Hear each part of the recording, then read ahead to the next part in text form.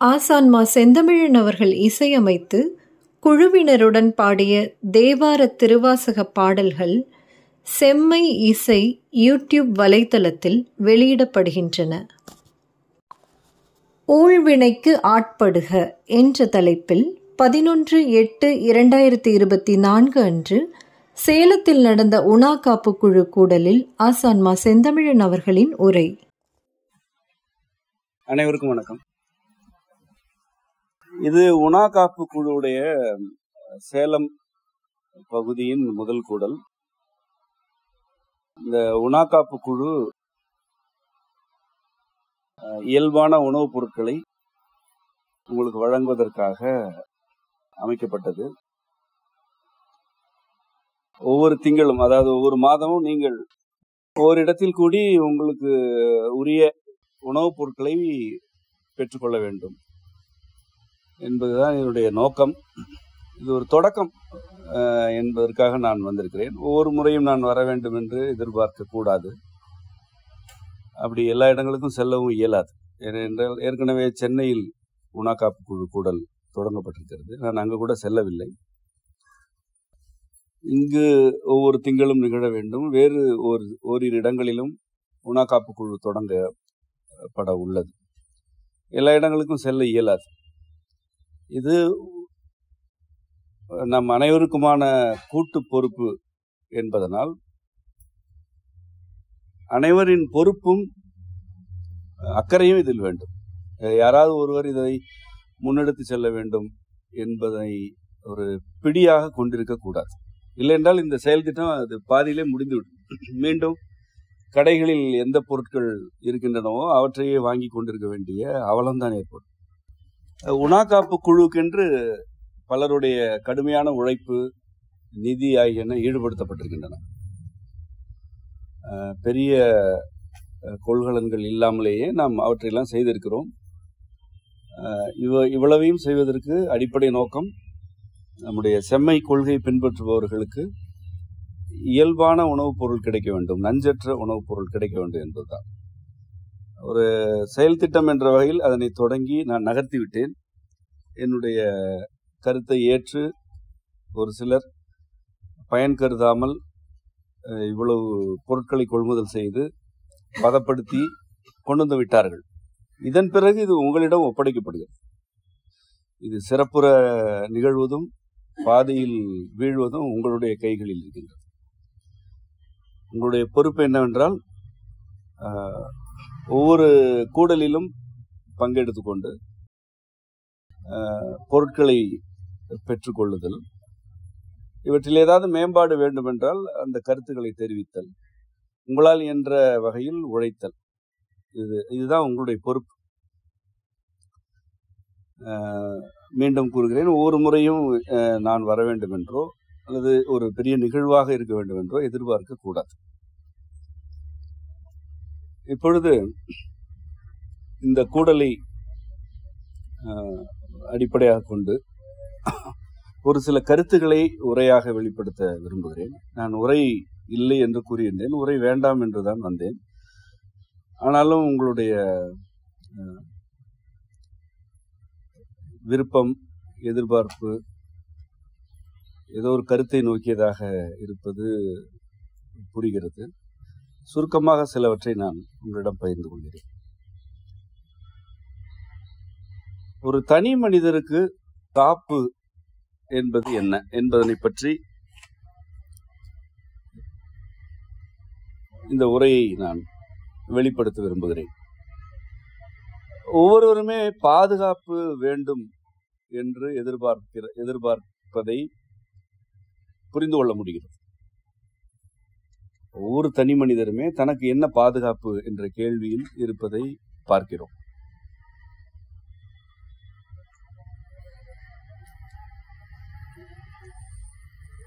அருகே இருப்பவர்கள் நமக்கு பாதுகாப்பு என்பதுதான் அனைவருக்கும் முதலில் எழும் எண்ணம்.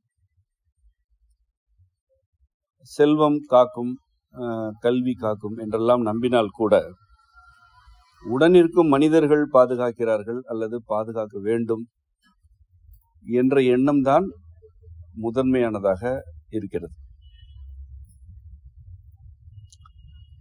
இதனை பற்றித்தான் நான் சில விளக்கங்களை கூற விரும்புகிறேன். நான் முதலில் எது உண்மை என்பதனை கூறிவிடுகிறேன். காப்பு என்று எதுவும் இல்லை. இதுதான் உண்மை. இந்த உண்மையைத்தான் விளக்கப் போகிறது.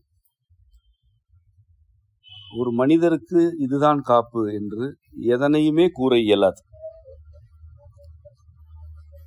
இது ஒரு அயற்சியை தந்தாலும் அல்லது வருத்தத்தை தந்தாலும் சிந்தித்து பார்த்தால் இதுதான் உண்மை என்று உங்களுக்கே விளங்கும். உங்களுக்கு யார் காப்பாக இருந்திருக்கிறார்கள், இனி இருக்கப் போகிறார்கள் என்று உங்கள் வாழ்க்கையை திரும்பி பாருங்கள். யாராவது ஒரு மனிதர் உங்களுக்கு காப்பாக இருந்திருக்கிறார் அல்லது இருப்பார் என்ற 2 கோடுகளை இணைக்க முடிகிறதா என்று பாருங்கள்.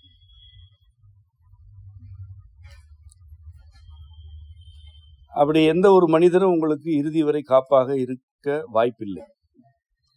ஏனென்றால் யார் உங்களை காப்பார் என்று கருதுகிறீர்களோ அவருக்கு யார் காப்பு? அவருக்கு நீங்கள் காப்பா? அவருக்கே நீங்கள் தான் காப்பு என்றால் அவர் எப்படி உங்களை காப்பார்? இங்க யாரும் யாரையும் காத்துக் கொள்வது இல்லை. ஏனென்றால் யாரும் யாரையும் காக்க இயலாது. என்றால் இந்த காப்பு, பாதுகாப்பு ஆகிய கருத்துகளுக்கு என்ன பொருள்?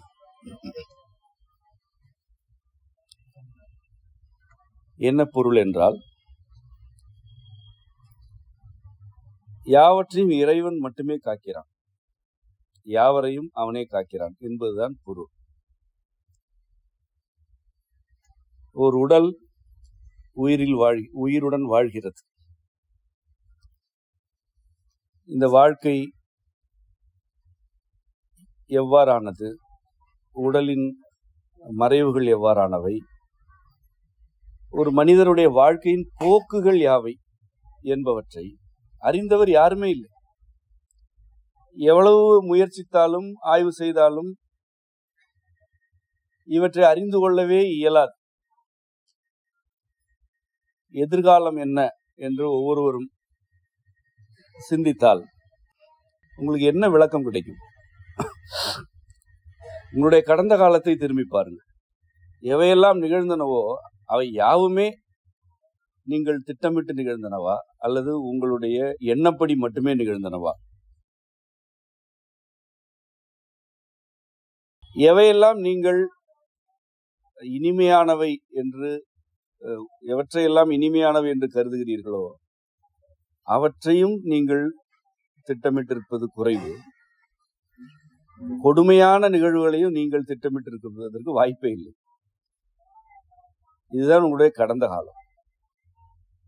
ஒவ்வொருவருமே பொறுமையாக ஒரு சில மணித்துளிகள் வாழ்க்கையை திரும்பி பார்த்து, என் வாழ்க்கையின் போக்கில் எவையெல்லாம் நிகழ்ந்தன என்று எண்ணி பார்த்தால் ஒவ்வொருவருக்குமே ஒரு 7-8 புள்ளிகள் கிடைக்கும். அந்த 7-8 புள்ளிகள் தான் உங்களுடைய வாழ்க்கையை திசை மாற்றி இருக்கும், அல்லது வழி நடத்தி இருக்கும், அல்லது தடுமாறி விழச் செய்திருக்கும். சில முடிவுகளை அந்த 7-8 புள்ளிகள் முன்னகர்த்தி இருக்கும்.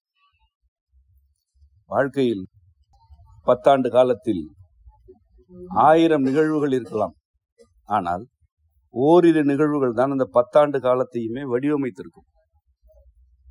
அந்த ஓரிரு நிகழ்வுகளை நீங்கள் திட்டமிட்டிருக்கவே மாட்டீர்கள், அல்லது நீங்கள் திட்டமிட்டது ஒன்றாக இருக்கும், அவை நிகழ்ந்த வண்ணம் வேறு வகையாக இருக்கும். அவைதான் உங்களுடைய கடந்த காலத்தை வடிவமைத்தன. அவற்றில் நீங்கள் ஏற்றம் பெற்றிருக்கலாம், சறுக்கி விழுந்திருக்கலாம். ஆனால் அந்நிகழ்வுகள் தான் உங்களுடைய கடந்த கால வாழ்க்கை போக்கை வகுத்தன என்று நான் கூறுவேன்.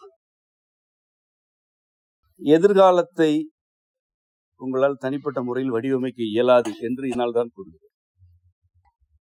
நாளை என்ன நிகழ வேண்டும் என்று நீங்கள் விரும்பலாம், ஆனால் திட்டமிட இயலாது.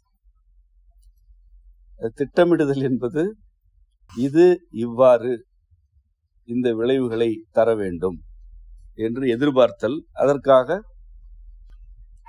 செயல்படுதல். அதுதான் திட்டமிடுதல். அப்படி எதனை நீங்கள் திட்டமிட இயலும்? பொருள்வயப்பட்ட அல்லது நிதிக்கான, தொழிலுக்கான சில நடவடிக்கைகளை நீங்கள் திட்டமிடலாம்.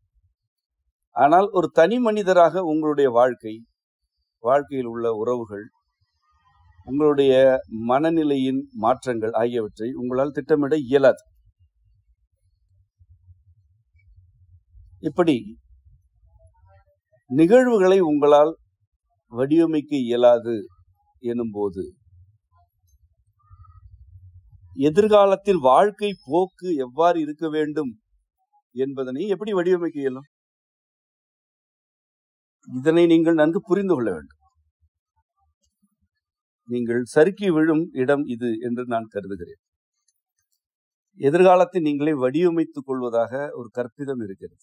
அல்லது என்னால் என்னுடைய வாழ்க்கையை வடிவமைக்க இயலவில்லை என்ற சோர்வு இருக்கிறது. உங்களுக்கு சோர்வும் வேண்டாம், நம்பிக்கையும் வேண்டாம். ஏனெனில் எதிர்காலத்தை நீங்கள் வடிவமைக்கவில்லை, கடந்த காலத்தை நீங்கள் வடிவமைக்கவில்லை, நிகழ்காலத்தை நீங்கள் வடிவமைக்கவில்லை. காலம் உங்கள் அனைவரையும் விட மிக மிக பெரியது. உங்களுடைய திட்டமிடலுக்கும் வடிவமைப்புக்கும் ஆட்பட்டால் அது காலம் அல்ல. காலம் இயக்கத்தின் ஒரு நிலை, அது இயங்கிக் கொண்டே இருப்பது. உங்களால் அதனை பிடித்து நிறுத்த இயலாது. உங்களால் கட்டுப்படுத்த முடியாதது எதுவோ அதனை வைத்து நீங்கள் எப்படி ஒன்றை திட்டமிட இயலும்? காலத்தை கட்டுப்படுத்த இயலாது. உடலின் வளர்ச்சியும் சிதைவையும் உங்களால் கட்டுப்படுத்த இயலாது. ஒரு நாள் கழிந்தால் உடல் வளர்ச்சிக்கும் சிதைவுக்கும் ஆட்பட்டு விடுகிறது. வாழ்நாளில் ஒரு ஒரு கூறு குறைந்து போனது, அது மீண்டு வராது. நேற்று இருந்த உடல் இன்றைக்கு இல்லை. தோற்றத்திற்கு இது ஒரு உடல் போல தோன்றினாலும் உண்மையில் நேற்று இருந்த உடலின் செல்கள் இன்று இல்லை. ஒவ்வொரு நாளும் கழிந்து போகின்றது. காலம் இப்படி ஒரு நுட்பமானது. காலம் எதனை ஆட்டுவிக்கிறதோ அதனை உங்களால் கட்டுப்படுத்த இயலாது. அதனை உங்களால் திட்டமிடவே இயலாது. நீங்கள் எதிர்காலத்தை வடிவமைப்பதாகவும் அல்லது எதிர்காலத்தை உங்களுக்கு ஏற்ப திருத்திக் கொள்வதாகவும் கருதி கொண்டு பல நடவடிக்கைகளில் ஈடுபடுகிறீர்கள். அவை யாவுமே உங்களை பாதுகாப்பற்ற நிலைக்கு தள்ளுகின்றன. உண்மையில் காப்பு என்று எதுவும் இல்லை. ஏனென்றால் காப்பின்மை என்று ஒன்று இல்லை. பாதுகாப்பற்ற நிலை என ஒன்று இருக்கிறது என்றால் இதுதான் பாதுகாப்பு என்று கூறலாம். அப்படி ஒரு நிலை எந்த மனிதருக்குமே இல்லை, படைப்பில் இல்லை. இறைவன் ஒரு மனிதரை படைக்கும் போது இவர் பாதுகாப்பற்ற நிலையில் வாழட்டும் என்று படைப்பானா, அல்லது இவர் பாதுகாப்பாக வாழ வேண்டும் என்று படைப்பானா? இந்த உலகம், இந்த உடல், உயிர் ஆகிய யாவுமே இறைவனின் உரிமைகள். நீங்கள் இறைவனின் உரிமையிலிருந்து பிறந்திருக்கிறீர்கள். நானும் அவ்வாறு பிறந்திருக்கிறேன். நான் எப்படி என்னை காத்துக்கொள்வது, அல்லது யாரிடமிருந்து என்னை காத்துக்கொள்ள வேண்டும்? யாரால் அச்சுறுத்தல் என கருதுகிறீர்களோ அவர்களும் இறைவனின் வெளிப்பாடுகள் தான். இறைவன் உங்களை பாதுகாக்க வேண்டும் என்று கருதுவதில்லை. ஏனென்றால் உங்களுக்கு அச்சுறுத்தல் எதுவும் இல்லை என்பதுதான் இறைவனின் நிலை. அச்சுறுத்தல் இருந்தால்தான் அதற்கு பாதுகாப்பு வேண்டும். நீங்கள் படைக்கப்பட்ட போது அல்லது படைக்கப்படும் ஒவ்வொரு கணத்திலும் அச்சுறுத்தல், பாதுகாப்பு ஆகிய இருமைகள் இல்லாமல் தான் வெளியே வருகிறீர்கள். ஆனாலும் ஏன் துயரங்கள் இருக்கின்றன, ஏன் அச்சுறுத்தல்கள் இருக்கின்றன? ஏனென்றால் நீங்கள் எவ்வாறு படைக்கப்படுகிறீர்களோ அவ்வாறு வாழ்வதற்கு மறுக்கிறீர்கள். அதாவது படைப்பின் ஒழுங்குகளுக்கு உடன்பட மறுக்கிறீர்கள். விளைவாக இயல்புகளிலிருந்து வெளியேறி பலருடைய அல்லது சிலருடைய கருத்துகளுக்கும் உணர்ச்சிகளுக்கும் ஆட்பட்டு ஏமாற்றம் அடைகிறீர்கள். நன்றாக புரிந்து கொள்ளுங்கள். உங்களுக்கு ஏன் துயரங்கள் ஏற்படுகின்றன என்றால், நீங்களாக உங்கள் இயல்புகளிலிருந்து வழுவி சென்று சில உணர்ச்சிகளுக்கும் ஆசைகளுக்கும் அச்சுறுத்தல்களுக்கும் ஆட்படுகிறீர்கள். அவ்வாறான சூழல்களில் உங்களுக்கு அடி விழுகிறது, இழப்பு நேர்கிறது. அவை மேலும் மேலும் சேர்க்கை கொண்டு துயரமாகின்றன. அந்த நிலையிலாவது நீங்கள் உங்களுடைய இயல்புகளை நோக்கி திரும்ப வேண்டும். மாறாக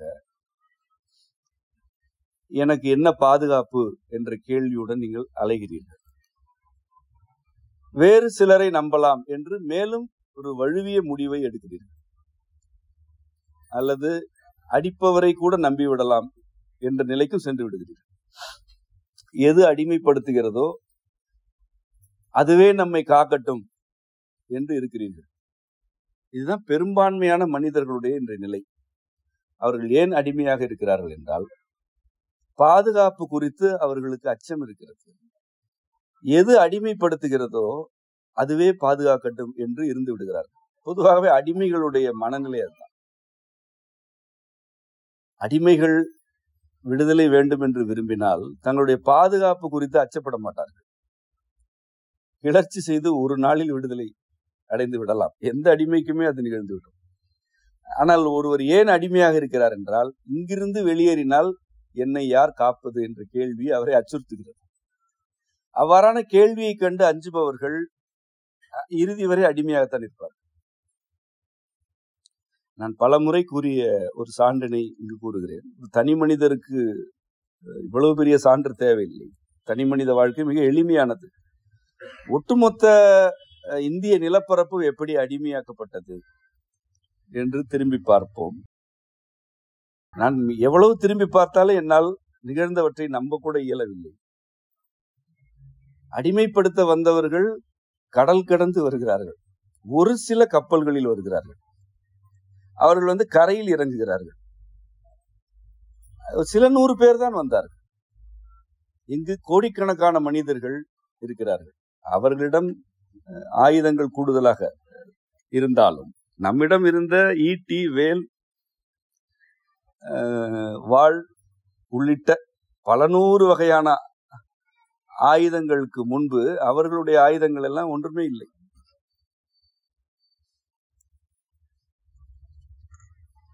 ஒரு சில 100 பேர் கடல் கடந்து வந்து கடற்கரையில் இறங்கி ஊர்களுக்குள் புகுந்து அடிமைப்படுத்துகிறார்கள். இந்த மண்ணின் மைந்தர்கள் ஒருவேளை இவர்களுக்கு அடிமையாக வேண்டாம் என்று ஒரே ஒரு கணம் நினைத்திருந்தால் அவர்களுடைய கப்பலை அப்படியே மூழ்கடித்திருக்கலாம். ஏனென்றால் கடலில் பயணிப்பதும் கப்பல்களில் புவி முழுவதும் சுற்றியதும் நமக்கு சில 1000 ஆண்டு கால வரலாறு. அவர்கள் சில 100 ஆண்டுகளுக்கு முன்புதான் கடல் பயணமே செய்தார்கள். ஆனால் நாம் ஏறத்தாழ 4 அல்லது 5000 ஆண்டுகளுக்கு முன்பே கடலில் புவியை வலம் வந்தவர்கள். ஒரு கப்பலை மூழ்கடிப்பது என்பது நமக்கு மிக எளிதானது. ஏனென்றால் நமக்கு கப்பல் கட்ட தெரியும். அவர்கள் வந்த கலங்களை மூழ்கடித்திருந்தாலே அவர்கள் நம்முடைய தோட்டங்களில் அடிமை வேலை செய்திருப்பார்கள்.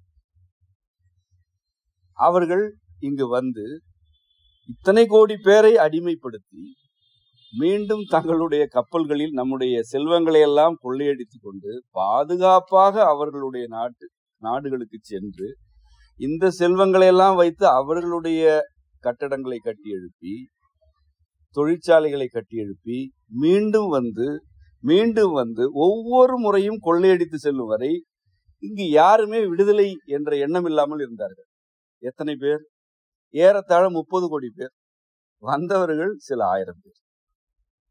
அவர்களிடம் ஆயுதங்கள் வலிமையாக இருந்தன என்பதெல்லாம் ஒரு கதை. எவ்வளவு பெரிய ஆயுதம் இருந்தால் என்ன? ஒரு 10,000 பேர் ஒன்று திரண்டால் அந்த ஆயுதங்கள் என்ன செய்யும்? இப்பொழுது எவ்வளவு உயிரிழப்புகள் நேர்ந்தனவோ அதனை விட மிக குறைவான உயிரிழப்புகளில் அவர்கள் அனைவரையுமே இங்கு கை காலை கட்டி வைத்து வேலை வாங்கியிருக்க இயலும். இந்த பக்கமே திரும்பக்கூடாது என்ற அச்சத்தை ஏற்படுத்தியிருக்க இயலும். இதுதான் நிகழ்ந்தது. இதுதானே வரலாறு. இது ஏன் நிகழ்ந்தது? இது ஏனென்றால், ஒரு கருத்து புதிதாக வரும்பொழுது அது தனக்கு ஏதோ பல தேவைகளை நிறைவேற்றப் போகிறது என்ற மயக்கம், என்ற ஒரு கற்பிதம். புதிதாக ஒன்று வருகிறது, அது தன்னுடைய ஆசைகளை நிறைவேற்றும் என்ற கற்பிதம். இங்க என்ன இல்லை? இங்கு என்ன இல்லை? வந்தவர்கள் இங்கு இருப்பவற்றை எடுத்து செல்லத்தான் வந்தார்கள். எதையும் எடுத்து வரவில்லை. ஆயுதங்களையும் சமயங்களையும் தவிர, சமய கருத்துகளையும் தவிர அவர்கள் என்ன எடுத்து வந்தார்கள்? இங்கிருந்துதான் யாவற்றுமே எடுத்து சென்றார்கள்.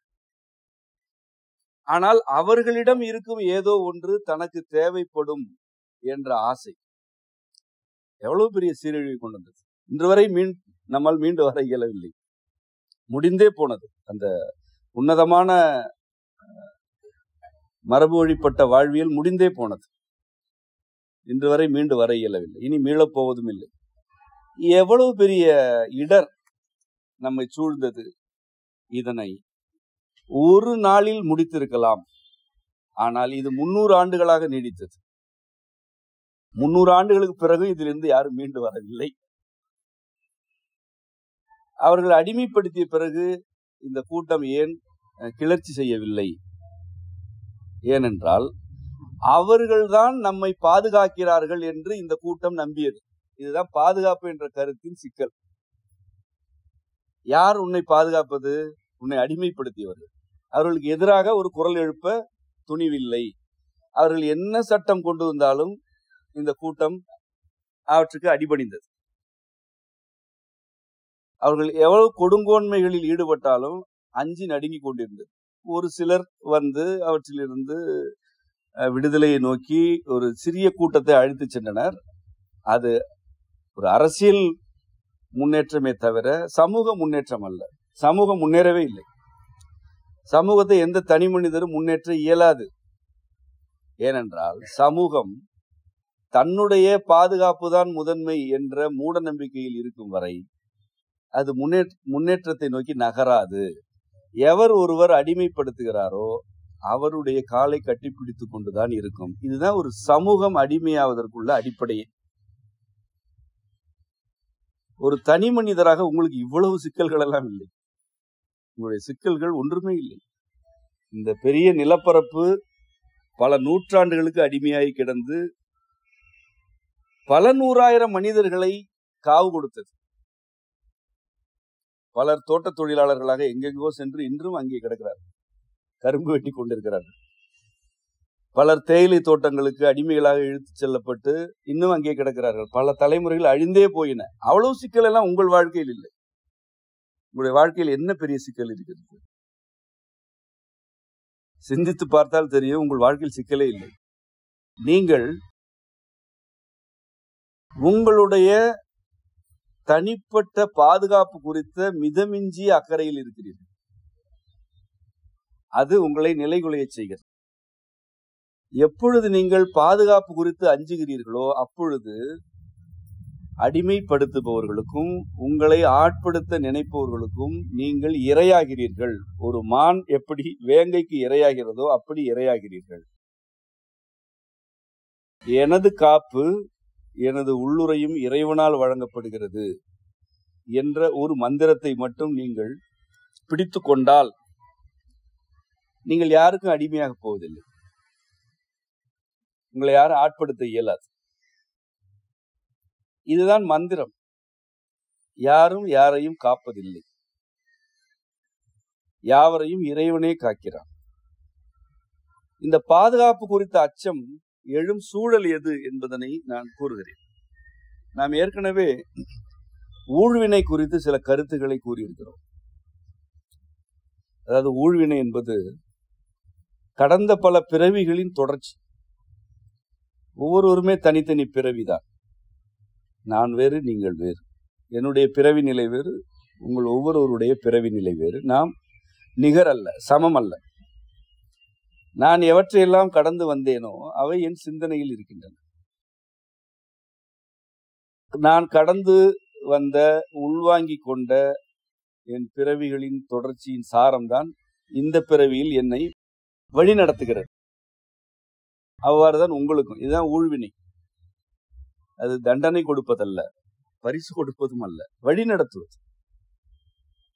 ஊழ்வினையில் தண்டனையும் அல்ல, இல்லை பரிசும் இல்லை, வழி நடத்தல் இருக்கிறது. நீங்கள் எவற்றையெல்லாம் கடந்த பிறவிகளில் உள்வாங்கினீர்களோ அவற்றிற்கேற்ப வெளிப்பட வேண்டும். அவை எல்லாமே உங்களுடைய இயல்புகளில் பொதிந்திருக்கும்.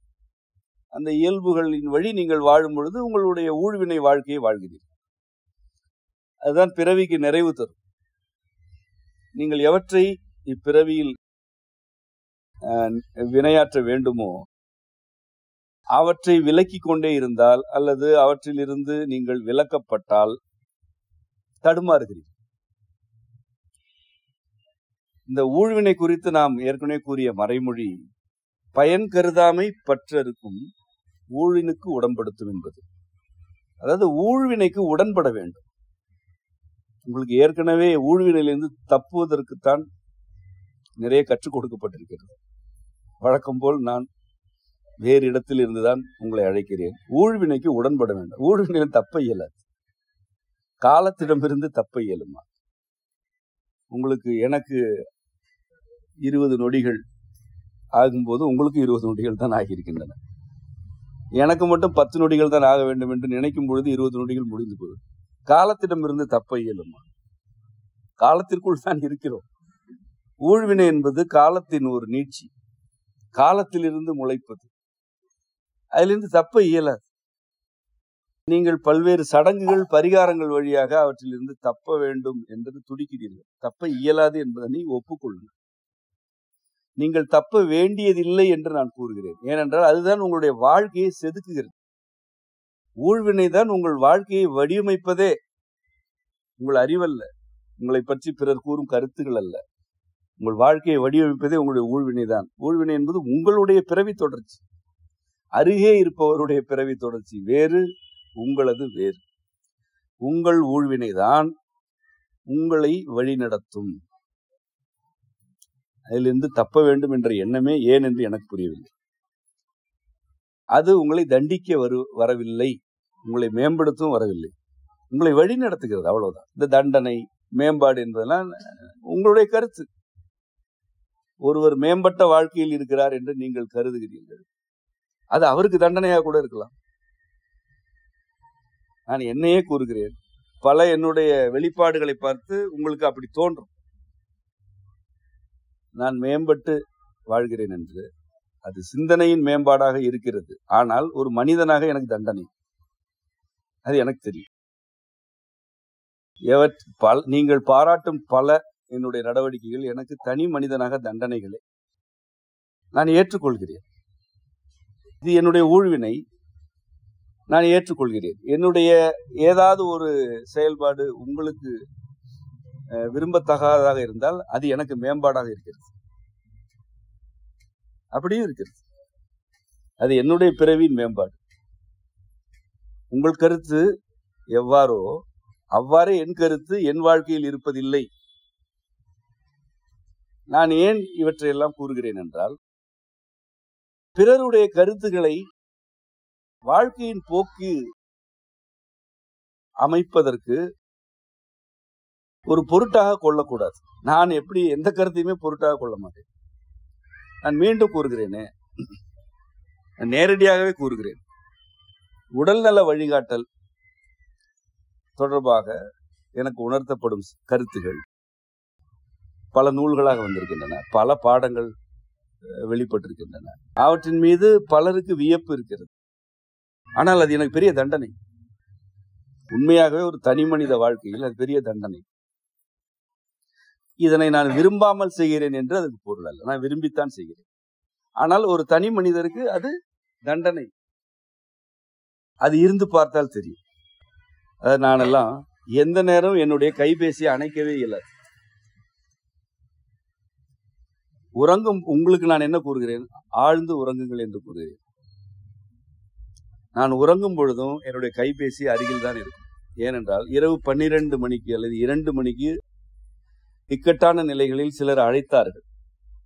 அப்படி அழைத்து நான் கைவிடக்கூடாது என்பதனால் எப்பொழுதுமே அருகில் வைத்திருப்பேன். இந்த கருவியை நான் வெறுக்கிறேன். அவ்வளவு பயன்பாடு கூடாது என்ற நிலை என்பதை என்னுடைய நிலைப்பாடு. என்னுடைய நிலைப்பாடே அதுதான். நான் விரும்பினால் பயன்படுத்த, இல்லை என்றால் தூக்கி வீசுவேன். ஆனா இப்படி இருங்கள் என்று உங்களுக்கு கூறுகிறேன். அப்படி நான் இல்லை. இது ஊழ்வினை. பல இரவுகள் நான் உறங்கும் பொழுது திடுக்கிட்டு எழுந்து கொண்டுதான் இருக்கிறேன். ஒரு சில மாதங்களாக தான் அது இல்லை. ஒரு 200-300 பேரை சந்தித்து விட்டு அவர்களுடைய சிக்கல்களை எல்லாம் கேட்டுவிட்டு நான் போய் படுத்தால் எனக்கு உறக்கம் வராது. ஆனால் உறக்கத்தை பற்றி நான் நிறைய பாடங்கள் நடத்துகிறேன். எனக்கு ஒரு இளைப்பாறுதல் தேவை. அந்த இளைப்பாறுதல் எனக்கு அரிதாகத்தான் கிடைக்கும். மிக மிக அரிதாக கிடைக்கும். எதை பற்றியுமே கவலை இல்லாமல் ஒரு 2 நாட்கள் நான் இளைப்பாறினால் அது அரிது. இந்த தேவைகளுக்காக, உடல்நல மற்றும் மனநல தேவைகளுக்காக வருபவர்களுடைய இடம் என்னை எப்படி பார்க்கிறது என்பதற்கும், என்னுடைய இடத்தில் நான் எப்படி இருக்கிறேன் என்பதற்கும் எவ்வளவு வேறுபாடு இருக்கிறது. இப்பொழுது கூறுகிறேன், இவற்றை நான் விரும்பாமல் செய்யவில்லை, விரும்பித்தான் செய்கிறேன். ஏனெனில் பயன் கருதாமை பற்றிருக்கும். நான் பயன் கருதவில்லை. வழிகாட்டல் செய்கிறோம் என்பதிலிருந்து பயன் விளைய வேண்டும் என்று நான் கருதுவதில்லை. இதனால் எனக்கு தொல்லைகள் ஏற்படுகின்றன என்ற பயன் நோக்கமும் எனக்கு இல்லை. இதனால் எனக்கு பெருமை சேர்வதும் இல்லை, உடல் தொல்லைகள் மீது எனக்கு அக்கறையும் இல்லை. இதிலிருந்து நான் எந்த பற்றை அறுத்து கொண்டிருக்கிறேன்? என்னுடைய உடல் மீதான பற்றுகளை அறுப்பதற்கு இது ஒரு வழி. இது மட்டுமே அல்ல, இது ஒரு வழி. அதாவது உறக்கம் கெட்டு போகிறது. ஒருவேளை உறக்கத்திலேயே பெரிய சிக்கல் ஏற்பட்டு விட்டால் என்ன ஆவது என்ற பல சூழல்கள் என் வாழ்க்கையில் வந்து கொண்டேதான் இருக்கின்றன. எனக்கு எந்த நோயும் இல்லை. தனிப்பட்ட முறையில் எனக்கு எந்த கவலையும் கிடையாது. எந்த விதமான தனிப்பட்ட வாழ்க்கை எதிர்பார்ப்பும் எனக்கு கிடையாது. எனக்கு எல்லாமே கிடைத்து விட்டன, கிடைத்துக் கொண்டிருக்கின்றன. எனக்கு எந்த குறையுமே இல்லை. நான் எதனை விரும்புகிறேனோ அது கிடைத்து விடுகிறது. அதுல எந்த சிக்கலும் இல்லை. ஆனாலும் ஏன் தூக்கத்தில் திடுக்கிட்டு எழுகிறோம்? என்னுடைய கவலை. எனக்கு என்ன கவலை? இதுதான் சிக்கல். இந்த சிக்கல் இருக்கிறது என்பதற்காக நான் உங்களிடமிருந்து விலகவில்லை. மீண்டும் மீண்டும் உங்களை சந்திக்கிறேன். மீண்டும் மீண்டும் உங்களோடு ஊடாடி கொண்டிருக்கிறேன். இது என்னுடைய தியாகமும் அல்ல, இது என்னுடைய வினை. இது என்னுடைய வினை. விளைவு நோக்காமல் நான் செய்யும் செயல்களில் இது ஒன்று. இது ஒருவேளை நமக்கு ஏதேனும் இடர் நேர்ந்தால் என்ன ஆவது என்ற பற்றினை அறுத்து கொண்டே இருக்கிறது, அன்றாடம் இருக்கிறது. ஆனால் ஆகட்டும், அவ்வளவு. ஏன் என்னை நான் காத்துக் கொள்வதில்லை? நான் உறங்க வேண்டுமா, வாழ வேண்டுமா என்பதனை என் அம்மையும் அப்பனும் தான் அமைக்கிறார்கள். நான் அமைத்துக் கொள்வதில்லை என்று எனக்கு தெரியும். அதில் எனக்கு எள்ளளவு ஐயமும் வராது. இதுதான் பயன் கருதாமை பற்றிருக்கும், ஊழினுக்கு உடன்படுத்தும் என்பது. இந்த ஊழுக்கு நான் உடன்படுகிறேன். இந்த பிறவியில் இவற்றை நான் செய்ய வேண்டும், வினையாற்ற வேண்டும். அவற்றை நான் வினைப்படுத்திக் கொண்டே இருப்பேன். எது நிகழ்ந்தாலும் வினைப்படுத்தும். பயன்கள் நன்மையாக இருந்தாலும் தீமையாக இருந்தாலும் பொருட்படுத்த மாட்டேன் என்பது என்னுடைய நிலை. இதிலிருந்து உங்கள் வாழ்க்கையை பாருங்கள். நீங்கள் உங்களுக்கு எது மேம்பாடு என கருதுகிறீர்களோ அது பிறருக்கு தண்டனையாக இருக்கலாம். என்னுடைய பல வினைப்பாடுகள் எனக்கு அருகே இருப்பவர்களுக்கு தண்டனைகள் தான். ஒரு இயல்பான வாழ்க்கை, குடும்ப வாழ்க்கை எனக்கு இல்லை, இருக்க இயலாது. ஏனென்றால் நான் ஒரு சிலருக்கான மனிதன் அல்ல. உங்களுக்கு அவற்றின் மீது நான் பலருக்கான வாழ்க்கையில் இருப்பதனால் அந்த பலருக்கும் என் மீது ஒரு மரியாதை ஏற்படும், ஒரு உயர் மதிப்பு ஏற்படும். ஆனால் நெருக்கமாக இருப்பவர்களுக்கு அது தண்டனை. இந்த ஊழ்வினைக்கு நான் உடன்படுகிறேன். இதனால் என்ன மாற்று கருத்துகள் வந்தாலும், இதனால் எவ்வளவு இன்னல்கள் வந்தாலும் நான் எவ்வாறு இருக்க வேண்டுமோ அவ்வாறு இருக்கிறேன். ஒருவேளை நெருக்கமாக யாருமே இல்லாமல் சென்று விட்டால் என்ன ஆவது? எனக்கு அந்த பயன் கருதல் இல்லை, செல்லட்டும். அப்படி சென்றால் செல்லட்டும். என்னுடைய பிறவியில் நான் எவற்றை வினைப்படுத்த வேண்டுமோ அவற்றைத்தான் வினைப்படுத்துவேன். இதுதான் ஊழ்வினைக்கு உடன்படுதல். அதாவது ஊழ்வினை நம்மை வழி நடத்துகிறது. நீ இவ்வாறு இரு என்று அதற்கு உடன்பட்டு விடுகிறோம். இதில் நீங்கள் எவற்றை கண்டு வியக்கிறீர்களோ அவற்றால் பலருக்கு வருத்தங்கள் ஏற்படுகின்றன.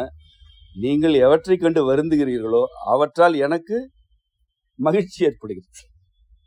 ஐயோ, இவர் இப்படி இருக்க வேண்டாமே என்று கூட நீங்கள் கருதலாம். ஆனால் அவற்றில் தான் எனக்கு மகிழ்ச்சி. இது உங்களுக்கும் என்றால் உரை கேட்பவர்கள் அல்ல, பிறருக்கும் எனக்கும், பிறர் அனைவருக்கும் எனக்குமான வேறுபாடு. இப்படித்தான் உங்கள் வாழ்க்கை. நான் இப்படி வெளிப்படுத்துகிறேன், நீங்கள் வெளிப்படுத்த மாட்டீர்கள். ஆனால் உங்களுக்குள் சிந்தித்து பார்த்தால் இது தெரியும்.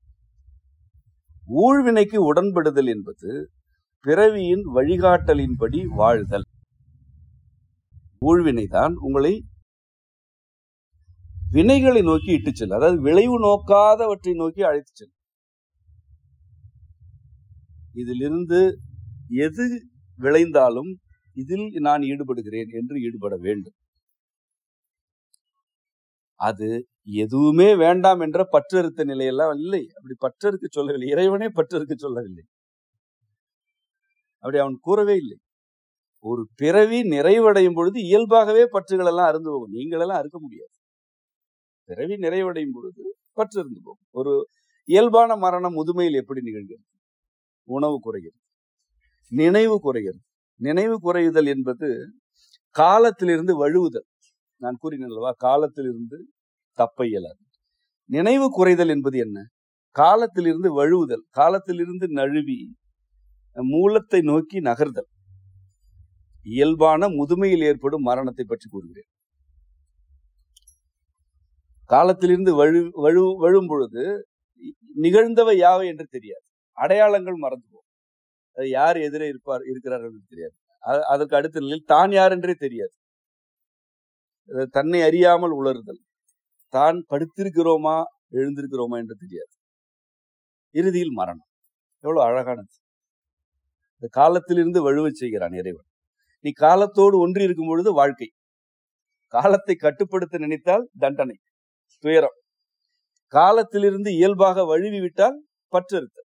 இப்படித்தான், இதுதான் பற்றறுத்தல் என்பது. பற்று எல்லாம் அது கயிறல்ல உட்கார்ந்து அறுப்பதற்கு. அது பிறவி தொடர்ச்சியில் இருக்கிறது. நீ எவற்றையெல்லாம் செய்ய வேண்டும் என்று வந்தாயோ அவற்றை செய்தால்தான் அது அகன்று போகும். சரி, நினைத்தவற்றையெல்லாம் செய்து விடலாமா என்றால் பிறவி தொடர்ச்சி அப்படிப்பட்டது அல்ல. இயல்புக்கு மாறானவற்றை செய்ய தூண்டுவது அல்ல இறைவனுடைய ஊழ்வினை. இறைவன் வழங்கிய ஊழ்வினை என்பது ஊதாரித்தனங்களில் ஈடுபடுவதை பற்றியது அல்ல. அது நீ யார் என்பதனை உனக்கு வெளிப்படுத்தி கொண்டே இருக்கும். நீ எவற்றையெல்லாம் ஏற்கனவே உள்வாங்கி இருக்கிறாய், அவற்றையெல்லாம் எப்படி வினைப்படுத்த வேண்டும் என்பவற்றை உனக்கு வழிகாட்டலாக வழங்கும். இப்படி வாழ்கையில் உங்களுக்கு என்ன பாதுகாப்பு தனியே தேவைப்பட போகிறது? உங்கள் ஊழ்வினே உங்களுக்கு பாதுகாப்பு தான். ஊழ்வினை உங்களை பாதுகாப்பதுதான். அதுதான் உங்களை வழி நடத்தும், அதுதான் உங்களை பாதுகாக்கும். இயல்புகளிலிருந்து இயல்புகளுக்கு மாறாக நீங்கள் எவற்றிலாவது ஈடுபடும் பொழுது உங்களுக்கு உறுத்தலாக இருக்கும். அல்லது இயல்புக்கு மாறாக உங்களை எவராது துன்புறுத்தும் பொழுது உங்களால் ஏற்க இயலாது. நீங்கள் அவற்றிலிருந்து விடுபடுகையில், மனதளவில் விடுபடுகையில் உங்களுடைய பாதுகாப்பு வளையத்திற்குள் வருகிறீர்கள். அந்த வளையம் என்பது என்ன? இறைவன் ஊழ்வினையின் வழியாக உங்களுக்கு வழங்கியது. இன்னொரு மனிதர், செல்வம் ஆகியவற்றின் வழியாக உங்களுக்கு பாதுகாப்பு வழங்கப்படுவது இல்லை. மனிதர்கள் வாழ்கையில் எதனை பரிமாறிக்கொள்ள வேண்டும்? பாதுகாப்பு என்ற நிலை மனிதர்களிடமிருந்து மனிதர்களுக்கு வருவதில்லை. ஆனால் அவர்கள் என்ன செய்ய வேண்டும்? அவர்கள் என்ன செய்ய வேண்டும் என்றால், ஒருவருடைய வாழ்க்கை போக்கினை இன்னொருவர் ஏற்க வேண்டும். இதை தவிர மனிதர்கள் ஒரு குடும்பமாகவோ ஒரு கூட்டமாகவோ கூடி வாழ்வதற்கு எந்த இலக்கணமும் இல்லை. ஒருவருடைய வாழ்க்கை போக்கினை இன்னொருவர் ஏற்க வேண்டும். இதனை கூறும்போது என்ன கேள்வி வருகிறது? அவர் என்ன செய்தாலும் ஏற்க வேண்டுமா என்ற கேள்வி வருகிறது. அப்படி அவர் என்ன செய்து விடுகிறார்? அவர் என்னவெல்லாம் செய்து விடுகிறார் என்று நான் கேட்கிறேன். உங்களுக்குள் நீங்கள் பட்டியலிடுங்கள். அவர் இவற்றையெல்லாம் செய்கிறார் என்று நீங்கள் கூறுபவற்றில் 10-9 அவருக்கும் உங்களுக்குமான உறவு தொடர்பானவை. அவருக்கு உள்ளே இருக்கும் அவருடைய வழிகாட்டலுக்கும் மட்டுமே உரித்தான சிக்கல் என்று உங்களுக்கு எதுவுமே தெரியாது. நீங்கள் எவற்றை சிக்கல் என்று கருதுகிறீர்கள் என்றால், அவர் உங்களை பொருட்படுத்துவதில்லை, அவர் உங்களை மதிக்கவில்லை, அல்லது அவர் நன்றி இல்லாமல் இருக்கிறார், அல்லது அவர் முன்பு போல் இல்லை, அல்லது அவர் என்னிடம் நடந்து கொள்வது வேறு, பிறரிடம் நடந்து கொள்வது வேறு. இவையெல்லாம் தான் நீங்கள் பட்டியலிடும் சிக்கல்கள். நான் மீண்டும் கூறுகிறேன், அவர் வாழ்க்கையை வாழ்கிறார், நீங்கள் உங்கள் வாழ்க்கையை வாழ்கிறீர்கள். நீங்கள் அவர் வாழ்க்கையின் போக்கை ஏற்றால் அவரும் உங்கள் வாழ்க்கையின் போக்கை ஏற்க இயலும். எங்கே தலையிட வேண்டும் என்றால், ஒருவர் சீர்கேடான பாதையில் செல்கிறார், அவர் தன்னைத்தானே துன்புறுத்தி கொள்ளும் நிலைக்கு செல்கிறார், அல்லது அவர் ஏமாற்றப்படும் நிலைக்கு செல்கிறார் என்றால் அறிவுரை சொல்லலாம். அங்கே குறுக்கிட வேண்டும். நான் குறுக்கிடுகிறேன் அல்லவா உங்களுடைய ஒவ்வொருவருடைய வாழ்க்கையிலும்? எங்கே குறுக்கிடுகிறேன்? நீ இயல்புக்கு மாறான வழிகளில் செல்லாதே, நீ உன்னுடைய துயரங்களுக்கு நீயே பொறுப்பாகி விடாதே, நம்பி ஏமாறாதே, ஐயப்பட்டு பிறரை துன்புறுத்தாதே, நம்பவும் வேண்டாம் ஐயமும் வேண்டாம் என்றெல்லாம் நான் கூறுகிறேனே. உங்களுடைய அன்றாட நடவடிக்கைகளை பற்றி நான் ஏதாவது கருத்து கூறுகிறேனா? இல்லை, எனக்கு அது என்னன்றே தெரியாது. நான் எங்கே குறுக்கிடுகிறேன்? நீங்கள் சீர்கேடான பாதைகளுக்கு செல்ல வேண்டாம் என்று கூறி நான் குறுக்கிடுகிறேன். மருத்துவ முறைகள் சீர்கெட்டு விட்டன, நம்முடைய மரபு வழிபட்ட வழிகாட்டல்களில் நீங்கள் நலமடைகள் என்று கூறுகிறேன். நீங்கள் எங்கெல்லாம் சீர்கெடுகிறீர்களோ அங்கு நான் குறுக்கிடுகிறேன். வேறு எந்த வகையிலும் யாருடைய தனிப்பட்ட வாழ்க்கையிலும் நான் வருவதில்லை. இவ்வாறு தான் நீங்கள் பிறரிடம் நடந்து கொள்ள வேண்டும். அவர்கள் சீர்கெடுகிறார்கள் என்றால் அறிவுரை சொல்ல வேண்டும். சீர்கெட்டு விட்டார்கள் என்றால் தூக்கி அரவணைக்க வேண்டும். வழி தவறி விட்டார்கள் என்றால் தோளில் கை போட்டு அழைத்து வர வேண்டும். எங்கு அழைத்து வர வேண்டும்? உங்களுடைய பாதுகாப்பு அறைக்கு அல்ல, அவர்களுடைய இடத்திற்கு. நீ மீண்டும் உன்னுடைய வாழ்க்கையை வாழவா, மீண்டும் உன்னுடைய வாழ்க்கை போக்கிற்குள் நுழைந்து விடு என்று சக மனிதரை அழைக்க வேண்டுமே அன்றி, இதற்குத்தான் சொன்னேன், நீ என்னுடைய கட்டுப்பாட்டை மீறி செல்லாதே என்ற கருத்தோ எதிர்பார்ப்போ இருக்கக்கூடாது. இருந்தால் நீங்களும் கட்டுப்பட வேண்டும். அது ஒரு உடன்படிக்கை. ஒரு கயிறு இன்னொரு உடலில் கட்டப்படுகிறது என்றால் அதன் மறுமுனை உங்கள் கையில் இருக்கிறது. நீங்கள் நினைக்கிறீர்கள் அவரை கட்டிவிட்டோம் என்று, ஆனால் அந்த கயிறை உங்களால் கீழே விட முடியாது இல்லையா? நீங்களும் கட்டப்பட்டிருக்கிறீர்கள். அது இடுப்பை சுற்றி இருக்கிறது, உங்கள் உடலில் அது கையை சுற்றி இருக்கிறது. கட்டுப்படுத்துவோர் கட்டுப்படுத்தப்படுவர். இதில் யார் அடிமை என்பது சூழலுக்கு சூழல் மாறுபடும். சில நேரம் இடுப்பில் கயிறோடு இருப்பவர்களே அடிமைப்படுத்தி விடுவார்கள். ஆனால் யாரும் அவரவருடைய வாழ்க்கையை வாழ இயலாது. இந்த ஊழ்வினைக்கு உடம்படுதல் என்ற கருத்து உங்களுக்கு விளங்கிவிட்டால், அந்த கருத்தை நீங்கள் பின்பற்ற தொடங்கிவிட்டால், உங்களுக்கான பாதுகாப்பு என்று எந்த ஒரு தனி மனிதர் மீதும் சார்பு தன்மை இருக்காது. இவர் தான் நமக்கு பாதுகாப்பு என்று கருத மாட்டீர்கள். ஏனென்றால் உங்களுடைய ஊழ்வினை தான் உங்களுக்கு பாதுகாப்பு. நீங்கள் புதிதாக பிறக்கவில்லை. நீங்கள் எத்தனை 1000வது பிறவிகள் இருக்கிறீர்களோ, அல்லது எத்தனை ஒரு 100,000 பிறவிகள் இருக்கிறீர்களோ தெரியாது. இவ்வளவு பிறவிகளுக்கு பிறகு இந்த சூழலில் வாழ்வதற்குரிய எல்லா கருத்துகளும் உங்களுக்குள் இருக்கின்றன. உங்களுக்கு பொருத்தமான வழிகாட்டல்கள் உங்களுடைய சிந்தனையிலிருந்து வந்து கொண்டுதான் இருக்கின்றன. ஆகவே யாரும் உங்களை காக்க வேண்டியது இல்லை. இந்த தெளிவுடன் நீங்கள் உங்களை திரும்பி பார்த்த உங்கள் வாழ்க்கையை திரும்பி பார்த்தால் கடந்த காலத்தில் நிகழ்ந்த அந்த 7-8 புள்ளிகள், அந்த 7-8 நிகழ்வுகள் எவ்வாறு உங்களை சிதைத்தன என்று உங்களுக்கு விளக்கம் கிடைக்கும். நிகழ்ந்தவை எல்லாவற்றுக்குமே உங்களுக்கு விளக்கம் கிடைக்கும். நீங்கள் செய்த தவறுகள் யாவை, எங்கெல்லாம் சறுக்கினீர்கள் என்ற விளக்கம் கிடைக்கும். இதன் பிறகு எதிர்காலத்தில் நான் பாதுகாப்பாக இருக்க வேண்டும் என்ற கவலை உங்களுக்கு இருக்காது.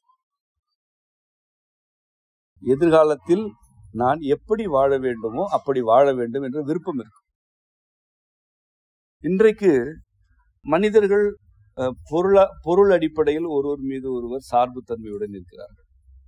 உணர்ச்சிகளுக்காக சார்ந்திருக்கிறார்கள், சில உடைமைகளுக்காக சார்ந்திருக்கிறார்கள். இப்படி காரணங்கள் பலவாக இருந்தாலும் சார்புத்தன்மை ஒரு ஆழமான வேராக ஊன்றி கிடக்கிறது. இதன் விளைவாக ஒருவர் தன்னுடைய வாழ்க்கை போக்கு நோக்கி திரும்பினால் அருகே இருப்பவர்கள் அச்சப்படுகிறார்கள் அல்லது சினம் கொள்கிறார்கள். இவ்வாறு வாழ்க்கை போக்கு நோக்கி நகர்பவர்கள் இவர்களெல்லாம் விலகி போனால் நம்முடைய பாதுகாப்பு என்ன ஆகுமோ என்று அஞ்சுகிறார். இவையெல்லாம் தேவையற்ற உணர்ச்சிகள் என்று நான் கூறவில்லை, தேவையான உணர்ச்சிகள் தான். ஆனால் இந்த உணர்ச்சிகள் உங்களுக்கு என்ன தீர்வுகளை கொடுக்கின்றன? இவற்றிலிருந்து நீங்கள் எதனை பெறுகிறீர்கள்? உங்களுடைய இயல்புகளுக்கு திரும்புவதை தவிர்க்கிறீர்கள். அதுதான் நிகழ்கிறது. இறுதிக்கு விருதியாக என்ன நிகழ்கிறது? சரி, இந்த கூண்டுக்குள் அடைந்து விடுவோம், உணவு கிடைக்கும், பாதுகாப்பு கிடைக்கும். கூண்டுக்குள் அடைபட்டு கிடக்கும் சிங்கம் பாதுகாப்பாகத்தான் இருக்கிறது. கூண்டுக்குள் அடைக்கப்பட்ட கிளிகளை எந்த விலங்கும் விழுங்குவதில்லை. கூண்டுக்குள் அடைபட்ட மான்களை எந்த சிறுத்தையும் வேட்டையாடுவதில்லை. பாதுகாப்பு என்ற கருத்து இவ்வாறானதுதான். நீங்கள் உங்களுடைய உரிமைகளை விட்டு கொடுக்காமல் பாதுகாப்பாக வாழ இயலாது. சிந்தித்து பாருங்கள், உங்களுக்கே தெரியும். உரிமைகளை விட்டு கொடுக்காமல் பாதுகாப்பாக வாழ இயலும். ஒருவர் பணிக்கு செல்கிறார். அவருக்கு இரவு நேர பணி ஒதுக்கப்படுகிறது. அவர் ஏன் அந்த பணிக்கு செல்கிறார்? அவர் ஏன் இரவு கண்விழிக்க வேண்டும்? பொருளாதார பாதுகாப்பு. சரி, அவர் பகல் நேர பணிக்கே செல்கிறார். அவர் அந்த பணியில் அவருக்கு அழுத்தம் இருக்கிறது, அயற்சி ஏற்படுகிறது, பல்வேறு நெருக்கடிகள் இருக்கின்றன. ஏன் இவ்வளவையும் பொறுத்துக் கொள்கிறார்? பொருளாதார பாதுகாப்புக்காக. ஒரு குழந்தை என்னவென்றே புரியாத கல்வி முறைக்கு உள்ளே திணிக்கப்படுகிறது. அந்த குழந்தையின் உடல்நலம் கெடுகிறது, மனநலம் குன்றுகிறது, வாழ்க்கை முறையே சிதைந்து போகிறது. இவ்வளவையும் ஏன் அந்த குழந்தை மீது பெற்றோர் சுமத்துகிறார்கள்? அந்த குழந்தையின் எதிர்கால பாதுகாப்பிற்காக. ஒவ்வொன்றாகவே சிந்தித்து பாருங்கள். உங்களுடைய உரிமைகள் எங்கெல்லாம் பறிக்கப்படுகின்றனவோ அங்கெல்லாம் பாதுகாப்பு குறித்த அச்சம் உங்களுக்கு இருக்கிறது. அவ்வளவு வேண்டாம். ஒரு உடல்நல கேடு ஏற்படுகிறது. இந்த உடல்நல கேட்டுடன் நீங்கள் ஒரு 3 மருத்துவர்களை சந்திக்கிறீர்கள். முதலில் உள்ளவர் என்ன சொல்லிவிட்டார் என்றால், இது தீராத நோய், இதற்கு கடுமையான மருத்துவ நடைமுறைகள் தேவைப்படும், என்ன செய்தாலுமே தீராது, உடனடியாக அறுவை சிகிச்சை வேண்டும் என்று கூறுகிறார். இரண்டாம் அவர், இது தீர்வதற்கு ஒரு வாய்ப்பு இருக்கிறது, பொறுத்திருந்து பார்க்கலாம் என்று கூறுகிறார். மூன்றாம் அவர், இது அவ்வளவு பெரிய நோய் இல்லையே என்று கூறுகிறார். நீங்கள் யாரிடம் செல்வீர்கள்? உங்களில் பெரும்பகுதியினர் முதலாம் அவரிடம் செல்கிறீர்கள். ஏனென்றால் அவர் உங்களை அச்சுறுத்தி விட்டார். அச்சுறுத்தி விட்டு உங்களுக்கு பாதுகாப்பு இல்லை என்ற நம்பிக்கையை ஏற்படுத்திவிட்டு, ஆனாலும் பாதுகாப்பதற்கு இவ்வளவு முயற்சிகள் வேண்டும், அவற்றை என்னால் செய்ய இயலும் என்ற ஒரு நம்பிக்கை ஏற்படுத்துகிறார். அது உங்கள் மீதான நம்பிக்கையை அவர் அகற்றிவிட்டு தன் மீதான நம்பிக்கையை உங்கள் மீது ஏற்றுகிறார். இந்த இரண்டாம் ஆவர்னா ஒரு சிலர் செல்வீர்கள். இது அவ்வளவு பெரிய சிக்கல் இல்லை என்று கூறுகிறார், ஆனாலும் பார்க்கலாம் என்று கூறுகிறார். இந்த மூன்றாவது மனிதருடைய நிலை என்ன? இது ஒரு சிக்கலே இல்லையே என்கிறார். அவர் மீது உங்களுக்கு நம்பிக்கை வருமா? வராது. ஏனென்றால் அவர் உங்களை பாதுகாக்க தவறுகிறார் என்று கருதுகிறீர்கள். நீங்கள் என்ன கருதுகிறீர்கள்? உங்களுக்கு சிக்கல் இல்லை என்று ஒருவர் கூறினால் அவர் உங்கள் பாதுகாப்பு மீது அக்கறை இல்லாமல் இருக்கிறார் என்று கருதுகிறீர்கள். இந்த பாதுகாப்பு குறித்த அச்சம் உங்களை எங்கு அழைத்து செல்கிறது? பாதுகாப்பு என்றால் என்னவென்றே தெரியாத இடத்துக்கு அழைத்து செல்கிறது. எல்லா துறைகளுமே இப்படித்தான். நீங்கள் ஏன் சில துறைகளுக்கு அடிமையாகி கிடக்கிறீர்கள்? அவர்கள் பாதுகாப்பு குறித்து நிறைய பேசுவார்கள். குடிநீர் என்பது என்ன? ஏரிகளில், கண்மாய்களில், குளங்களில், குட்டைகளில் இருந்த யாவுமே குடிநீர் தான். ஊருக்கு ஊர் நீர்நிலைகள் இருந்தன. குடிநீருக்கு நல்ல தண்ணி குளம், நல்ல தண்ணி கிணறு என்று எல்லா ஊர்களிலுமே இருந்தது. அதில் குளிக்க மாட்டார்கள். அந்த கிணற்று நீரையோ அல்லது குளத்து நீரையோ தான் மனித குல வரலாறு முழுவதும் பருகினார்கள். 1000 ஆண்டுகள் அல்ல, ஒரு சில லட்சம் ஆண்டுகள். மனிதர் என்ற இனம் பிறந்ததிலிருந்து இன்று வரை எந்த நீரை பருகி வந்தார்கள்? நிலத்தில் தேங்கிய நீர். இந்த நிலத்தில் தேங்கிய நீரை பருகித்தான் 6 அடி உயரம் வளர்ந்தார்கள். மிக எடை கூடுதலான கருவிகளை சுமந்தார்கள். அவ்வளவு தொழில்நுட்பங்களை செய்தார்கள். பெரிய பெரிய பாறைகளை எல்லாம் கோயில் கோபுரங்களுக்கு தூக்கி சென்றார்கள். எல்லாமே நிலத்தில் தேங்கிய நீர். அது ஏரியோ குளமோ கிணறோ, நீர் என்றால் நிலத்தில் தேங்கி இருக்கும். இது இயல்பு.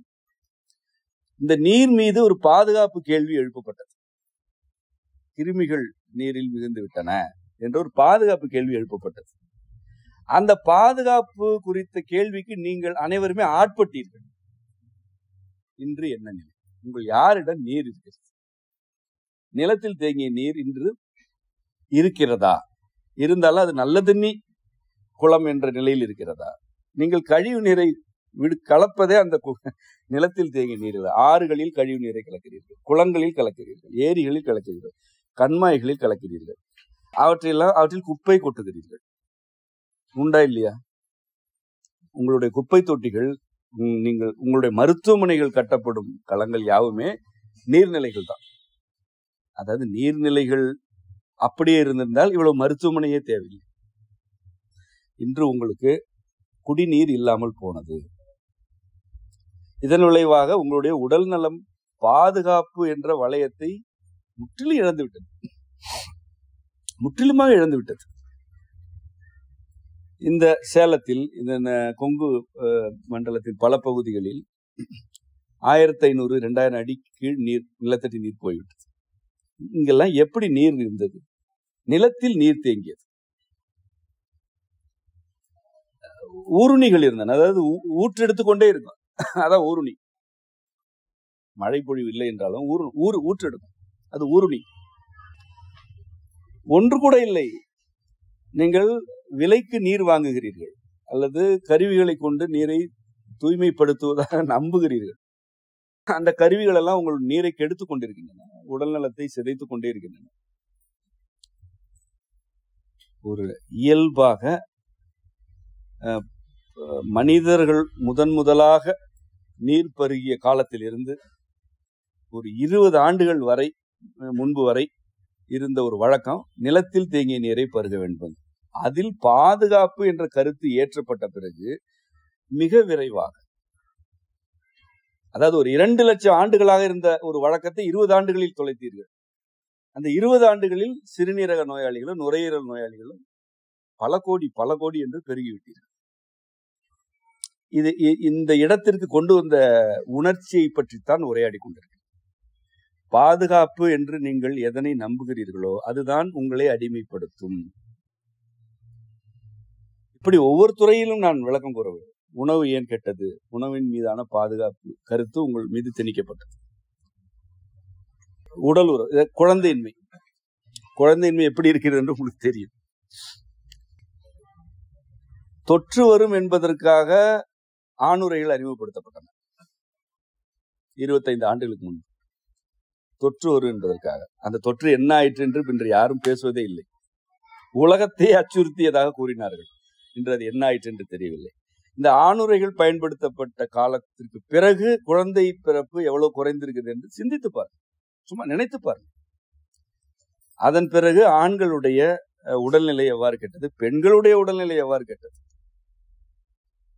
அதாவது விந்து நீர் வெளியேறினால்தான், பெண்ணின் உடலுக்குள் வெளியேறினால்தான் ஆண் உடல் நலம். அந்த புணர்ச்சி நிறைவடைந்தால்தான் பெண்ணுடைய கருப்பைக்கு நலம். கருப்பை சூடு அப்படித்தான் தனி. இது என்ன உங்களுடைய கண்டுபிடிப்பா, என் கண்டுபிடிப்பா? இதுதான் காலகாலமாக. இது ஒரு உயிரினம், நீங்கள் ஒரு உயிரின வகை, அவ்வளவுதான். ஒரு கோழி எப்படி இருக்கிறதோ, மாடு எப்படி இருக்கிறதோ, ஆடு எப்படி இருக்கிறதோ, அப்படியே நீங்கள் ஒரு உயிரினம். இதெல்லாம் இப்படித்தான் நிகழ வேண்டும். ஆனால் அதில் பாதுகாப்பு என்று ஒரு கருத்து கொண்டு வரப்பட்டு, அதற்கு சில நுட்பங்கள் கொண்டு வரப்பட்ட பிறகு இன்று என்ன ஆயிற்று? உங்களால் மீண்டு வர முடிகிறதா? ஆனால் அடுத்து என்ன வந்து விட்டது? செயற்கையான கருவூட்டம் அடுத்த நிலை. ஆக ஒரு ஆணும் பெண்ணு இயற்கையாக புணர்ந்து குழந்தை பெற்றுக் கொள்வதற்கு தகுதி இல்லை என்பதனை நீங்களே ஒப்புக்கொள்கிறீர்கள். நீங்கள் தான் ஒப்புக்கொள்கிறீர்கள். இப்படி உங்களுடைய வாழ்க்கையின் ஒவ்வொரு நடவடிக்கையும் பாதுகாப்பு குறித்த கருத்தேற்றத்தினால் திசை மாற்றப்பட்டிருக்கிறது. நான் நிறுவனங்களுடைய சதி, நிறுவனங்களுக்கு நீங்கள் அடிமைப்பட்ட முறை ஆகியவற்றை பற்றி கூறினால் உங்களுக்கு ஓப்பாக இருக்கு. ஏனென்றால் நான் பிறரை குறை கூறுகிறேன், அவையெல்லாம் சான்றுகள். நான் மீண்டும் உங்களுக்குள் வருகிறேன். நீங்கள் துயரத்தில் இருப்பதற்கு நீங்கள் தான் பொறுப்பு. உங்களுடைய தேவையற்ற இயல்புக்கு மாறான அச்சம்தான் பொறுப்பு. நீங்கள் பாதுகாப்பு என்ற கருத்தை பிற மனிதர்கள் மீது ஏற்றி அவர்கள் காக்கிறார்கள், இவர்கள் காக்கிறார்கள் என்று கருதுவதன் விளைவாக உங்களுடைய ஊழ்வினைகளின் படியே நீங்கள் வாழவில்லை. ஊழ்வினை என்பது சரியானவற்றை மட்டுமே செய்வதல்ல. எது சரி எது தவறு என்று யாருக்கும் தெரியாது, உண்மையாகவே தெரியாது. இயல்பாக வாழ்ந்தால் தெரியாது. ஒரு சில நடவடிக்கைகள் சரியானவை என்று தெரியும், ஒரு சில நடவடிக்கைகள் தவறு என்று தெரியும். நீங்கள் சரி என்று கருதிய பல தவறாக முடிந்திருக்கின்றனவா இல்லையா? எல்லாமே திட்டமிட்டு நீங்கள் தவறாக செய்ய வேண்டும் என்று செய்தீர்களா? நீங்கள் இது சரி என்று கருதி செய்தீர்கள், தவறாக விளைந்தது.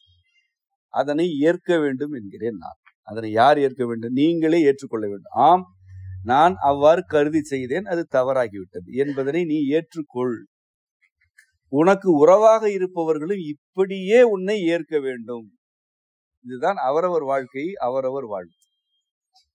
என்னோடு இருப்பவர் சரி என்று கருதி செய்தார், அது தவறாகிவிடும். நான் அவரை ஏற்கிறேன். திட்டமிட்டு எல்லோருமே சதி செய்கிறார்களா? தவறானதுதான் செய்ய வேண்டும் என்று அப்படி யாராவது இருக்கிறார்களா? ஒரு சிலர் இருக்கலாம். அந்த ஒரு சிலரையும் உங்களுடைய அரவணைப்பு திருத்திவிடும், மாற்றிவிடும். எல்லோருமே சதி செய்கிறார்களா உங்களுக்கு எதிராக? அல்லது எல்லோருக்கு எதிராக நீங்க சதி செய்து கொண்டே இருக்கிறீர்களா? இதெல்லாம் என்ன கற்பனை? சரி என்று கருதி சிலவற்றை செய்கிறார்கள், அது தவறாக இருக்கிறது. தவறு என்று சிலவற்றை உங்களிடம் சொல்கிறார்கள், ஆனால் நீங்கள் செய்வது சரியாக இருக்கிறது. இந்த வேறுபாடு ஏன் வருகிறது? நீங்கள் உங்களுடைய பிறவி தொடர்ச்சியில் இருந்து ஒன்றை பார்க்கிறீர்கள், அது தவறாகப்படுகிறது. அவர்கள் அவர்களுடைய தொடர்ச்சியிலிருந்து பார்க்கும்போது சரியாகப்படுகிறது. இவையெல்லாம் செய்தால்தானே அதன் விளைவு என்ன என்று பார்க்க இயலும். அதன் பிறகு ஒருவரை ஒருவர் அரவணைத்துக் கொள்ள இயலும். உள்நோக்கம் இல்லாமல் எதனை செய்தாலுமே அது உண்மை வழிபட்டதுதான். நான் அதனால்தான் மிக அடிப்படையாக அந்த மறைமொழி மீண்டும் மீண்டும் கூறுகிறேன். நோக்கமற்ற சொற்கள் உண்மையானவை. நீ சொன்னது தவறாக கூட இருக்கலாம், நீ தவறான தகவலை சொல்லியிருக்கலாம், நீ தவறாக நினைத்து கொண்டு பேசியிருக்கலாம், அல்லது நீ நினைத்தது தவறாக புரிந்து கொள்ளப்பட்டிருக்கலாம். அதை பற்றி கவலைப்படாது. சொல்லும் பொழுது, பேசும் பொழுது அல்லது செய்யும் பொழுது உனக்கு உள்நோக்கம் இருந்தால் அது பொய். உனக்கு உள்நோக்கம் இல்லை என்றால் அது உண்மை. நோக்கமற்ற சொற்கள் உண்மையானவை. இப்படி நீ பிறரையும் உள்வாங்க வேண்டும். அவர்கள் உள்நோக்கத்தோடு சொல்கிறார்களா அல்லது சரி என்று கருதி கொண்டு தவறானதை பேசுகிறார்களா? அப்படி பலர் இருக்கிறார்கள்.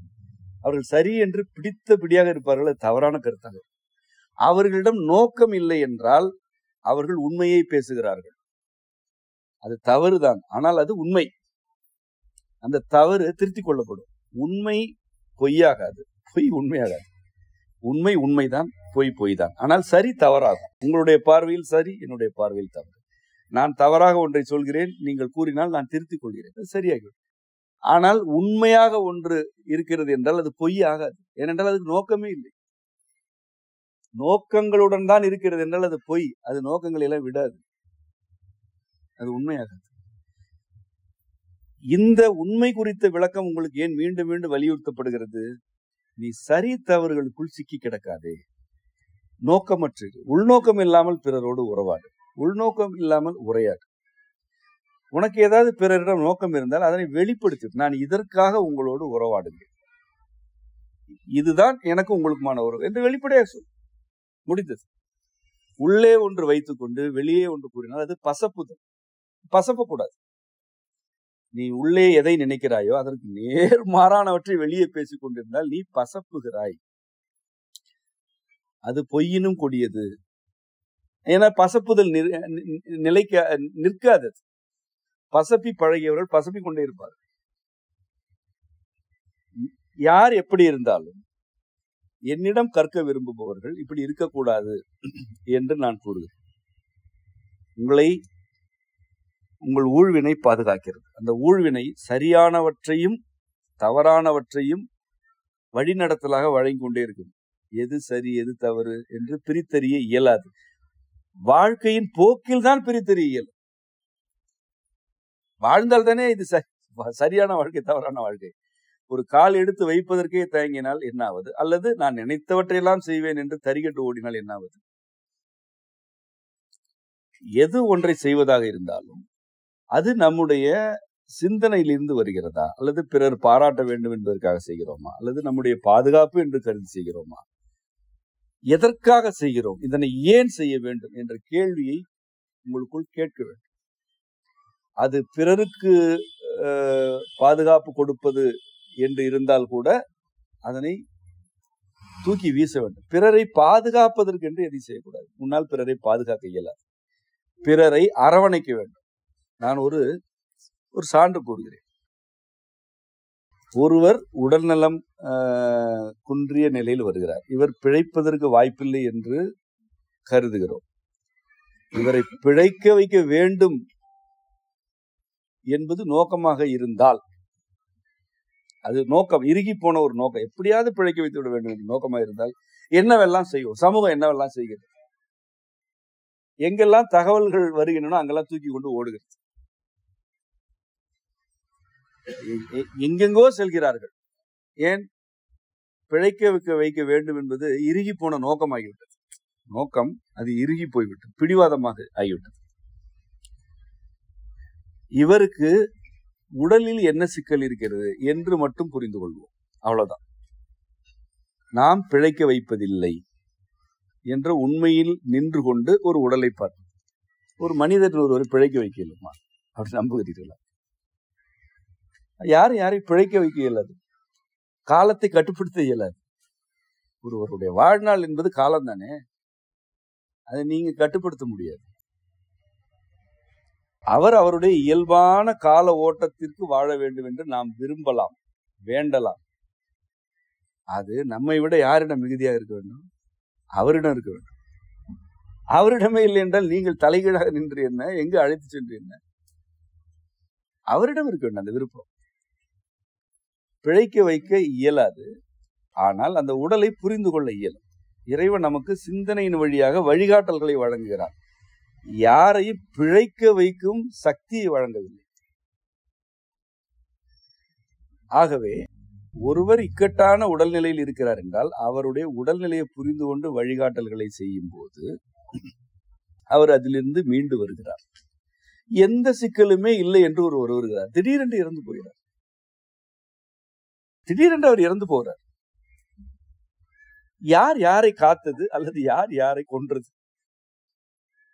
அந்த மரணத்திலிருந்து சிலவற்றை புரிந்து கொள்ளலாம், ஒருவர் பிழைத்ததிலிருந்து சிலவற்றை புரிந்து கொள்ளலாம். இதை வைத்துக் கொண்டு வேறு சிலரை அணுகும் பொழுது அவர்களுக்கு வழிகாட்டல்களை வழங்கலாம். அதிலும் தவறுகள் நேரும். நான் பிழைப்பார் என கருதுவோம், இறந்து போவார். இறந்து போவார் என கழுதும் பிழைப்பார். அதிலும் நமக்கு பாடங்கள். இதுதான் எல்லை. இதற்கு மேல் எல்லை யாரிடம் இல்லை. எல்லோருடைய வாழ்க்கையிலுமே சரி தவறுகள் இருக்கும். இருந்தால்தான் அது வாழ்க்கை. நான் சரியான பாதையில் தான் நடக்கிறேன் என்று யாராவது பேசிக்கொண்டு திரிந்தால் அவர்கள் நடக்கவே இல்லை. அவர்கள் ஒரு 4 புறங்களிலும் கட்டப்பட்ட கயிறுகளுக்கு நடுவே நகர்கிறார்கள், நடக்கவில்லை. நடக்கும் பொழுது கால் இடது பக்கம் செல்லும், வலது பக்கம் செல்லும். சில இடங்களில் உட்கார தோன்றும், சில இடங்களில் ஓட தோன்றும், சில இடங்களில் கோடு தாண்டி குதிக்க தோன்றும். இதெல்லாம் இருந்தால்தான் அது மனம். கோட்டில் நடப்பது மனம் அல்ல. இந்த சிங்கத்தை எல்லாம் பயிற்சி கொடுத்து வளையத்துக்குள் குதிக்க செய்கிறார்கள் அல்லவா? அந்த சிங்கம் கருதும், ஒவ்வொரு முறையும் நான் நெருப்பு வளையத்துக்குள் சரியாக புகுந்து வெளியே வருகிறேன், என்ன இல்லை என்றால் சுட்டுவிடும். சிங்கம் இயல்பாக அப்படி இருக்காது. அப்படிப்பட்ட பழக்க வைக்கப்பட்ட விலங்கு அல்ல நீ. நீ சரியானதன் மீது பற்று கொள்ளவும் கூடாது, தவறானவற்றின் மீது அச்சம் கொள்ளவும் கூடாது. உன்னுடைய ஊழ்வினை சரி தவறு ஆகியவற்றை உன்னுடைய வாழ்க்கை போக்கில் கற்பித்துக் கொண்டுதான் இருக்கும். நீ ஒவ்வொரு நிகழ்விலிருந்தும் பாடம் பெற வேண்டும். இயல்பான வாழ்க்கையில் சரி தவறு ஆகியவற்றுக்கு முக்கியத்துவமே இல்லை. இயல்பா உங்களோடு இருக்கும் மனிதர்கள் இயல்பானவர்களாக இருக்கிறார்கள் என்றால் உங்களுடைய தவறுகளை அவர்கள் பொறுத்துக் கொள்வார்கள். அவ்வளவுதான். ஒரு குழந்தையின் தவறுகளை நீங்கள் பொறுத்துக் கொள்வது இல்லையா?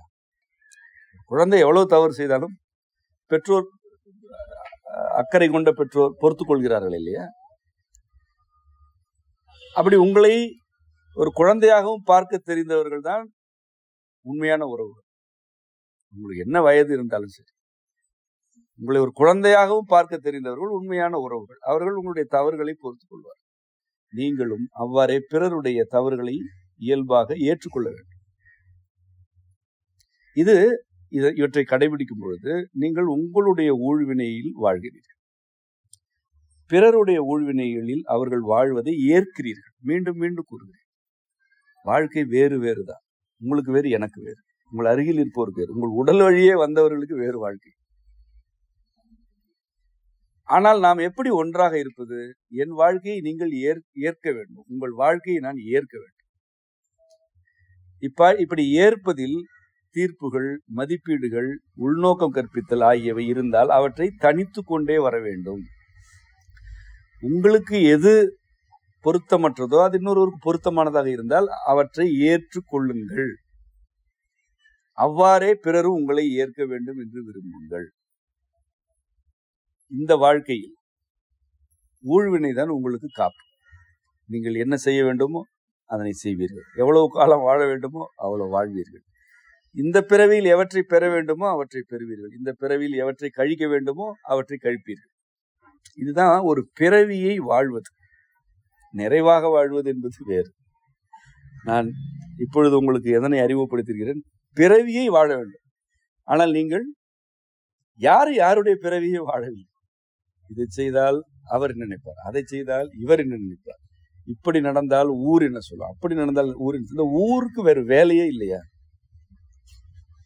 இந்த ஊர் உன்னதமான வாழ்க்கையை வாழ்ந்து கொண்டு அங்கிருந்து கோபுரத்தில் உட்கார்ந்து கொண்டு கண்காணிக்கிறதா? ஊர் என்பது என்ன? நீங்கள் தானே. உள்நோக்கம் கற்பித்தல், உள்நோக்கத்துடன் நடந்து கொள்ளுதல் ஆகியவை உங்களிடம் இல்லை என்றால் ஊர் என்ன சொன்னால் என்ன? இதனை விட ஒரு உன்னத வாழ்க்கை ஊர் வாழ்ந்து கொண்டிருக்கிறதா? இல்லை. அவற்றை கண்டு அஞ்சக்கூடாது. பாதுகாப்பு குறித்த அச்சம் உங்களிடம் இருக்கவே கூடாது. இறைவனுடைய 5 தொழில்களில் காத்தலும் ஒன்று. அது இறைவனுடைய தொழில், பக்கத்தில் இருக்கும் மனிதருடைய தொழில் அல்ல. படைத்தல் இறைவனுக்குரியது, மனிதர்கள் படைப்பதில்லை. அருளல் இறைவனுக்குரியது, மனிதர்கள் அருள் புரிவது இல்லை. மறைத்தல் இறைவனுக்குரியது, மனிதர்கள் மறைவாக எதனையும் வைத்துக் கொள்வதில்லை. ஏதேனும் மனிதர்களிடையே மறைவாக இருக்கிறது என்றால் அது இறைவனால் மறைக்கப்படுகிறது. இறைவன் மறைத்தான் என்றால் யாரும் அதனை பார்க்க இயலாது. அழித்தல் இறைவனுக்குரியது, மனிதர்கள் எதனையுமே அழிக்க இயலாது. ஒரு செடியை பிடுங்கி வீசினால் செடி அழிவதில்லை, அது வேறொன்றாகிறது. ஒன்றை தீயிட்டு பொசுக்கினால் அது சாம்பலாக மாற்றமடைகிறது, அது அழிந்து போவதில்லை. ஆனால் இறைவன் இருப்பவற்றை இல்லை என்று ஆக்கிவிடுவான். அதுதான் அழித்தல். நேற்று இருந்தது இன்று இல்லை என்று அண்டங்களே காணாமல் போகின்றன. அதுதான் அழிப்பு. மனிதர்கள் அழிக்க இயலாது. இந்த 4 தொழில்களும் இறைவனுக்குரியன. இவை யாவுமே மனிதர்களுக்கு உரியவை அல்ல எனும் போது காத்தல் என்ற அந்த ஒரு தொழில் மட்டும் எப்படி மனிதர்களுக்கு இருக்கிறது என்று கருதுகிறீர்கள்? காத்தலையும் இறைவனே செய்கிறான். எந்த மனிதரும் எந்த மனிதரையும் அல்லது பிறவற்றையும் காப்பது இல்லை. ஆகவே நீ உனது பாதுகாப்பு குறித்த அச்சத்திலிருந்து வெளியேறு. பிறரை பாதுகாக்கிறேன் என்ற இருமாப்பிலிருந்தும் செருக்கிலிருந்து வெளியேறு. நீ உன்னுடைய ஊழ்வினைக்கு உடன்பட்டு வாழ வேண்டும். பிறருடைய வாழ்க்கையை ஏற்க வேண்டும். இதுதான் இந்த உரையின் வழியாக நான் உங்களுக்கு முன்வைக்கும் கருத்து. உங்கள் அனைவருக்கும் அம்மையப்பரருள் நிறைவதாக. நன்றி.